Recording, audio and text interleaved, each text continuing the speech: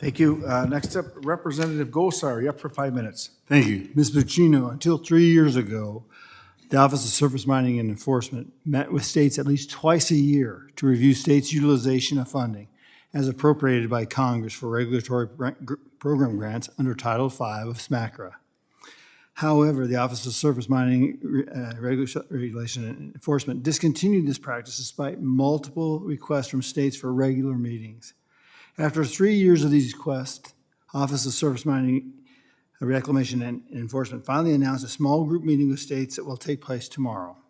My question, without funding transparency these meetings provide, how are states able to get an accurate picture of their own program finances 1 year to the next? Thank you, Congressman, for the question. I agree with you. Transparency, both in terms of funding and the activities of the agency, is critically important, as is cooperation between OSMRE and the states. And I can report that since coming onto this job, one of the things that I've enjoyed the most about it is the ability and the opportunity to work with the leaders of the state programs. And in fact, that's why one of the first things listed in my written testimony and what I reiterated in my statement is the administration's support for the regulatory funding, for the Title V funding for the states, and so that OSMRE can help them do the job of overseeing operating coal mines and to ensure the protection of the public safety, health, and the environment. Okay, now as the Office of Surface Mining calculates and distributes each state's share of federal funding, will the Office of Surface Mining commit to providing up-to-date regular briefings with states to discuss these funds disbursements? So I should share that it was just earlier this month, in fact, that we did actually already get out the distribution of regulatory grants to the states for FY24, and that was $62.4 million. So I'm pleased to report that, and as I said, those monies are critical. OSMRE cannot do its job if the states can't do theirs. Gotcha. Now, under the Infrastructure Investment and Jobs Act, the Abandoned Mine Land Fund received an influx of $11.3 billion to help clean up deserted mines that were done decades ago. What is the Office of Surface Mining doing to work with states to ensure personnel at the state and federal levels are adequately trained to handle this massive influx of funds? So I'm not sure I heard your question exactly clearly, but you're interested in what we're doing to ensure an accurate, efficient, effective investment of those funds? Absolutely. The furthest we're going to go, because I got some, and if you can make it really quick, I got some really interesting follow-ups. Okay, very good.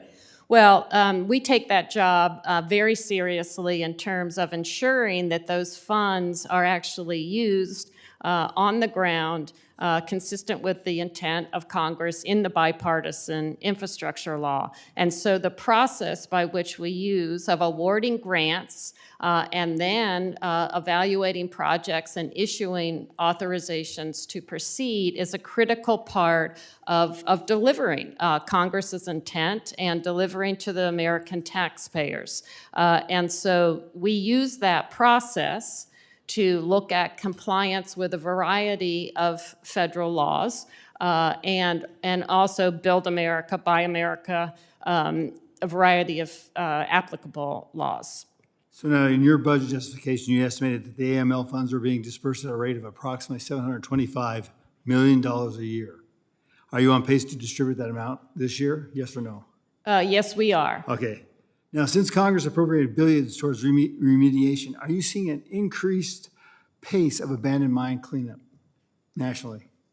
Have you seen an increase in that? Yes, and it's taken quite a bit of work on the part of OSMRE employees in the states. We've ramped up our staff, and I can say that I've had the pleasure of getting out to see some of the results that are happening. I was able to travel to Pennsylvania, where Community Boulevard is proactively being able to address with a local cement company the subsidence that's happening there as a result of past coal mining, proactively protecting 130 homes rather than waiting for the subsidence to harm the structure of those homes.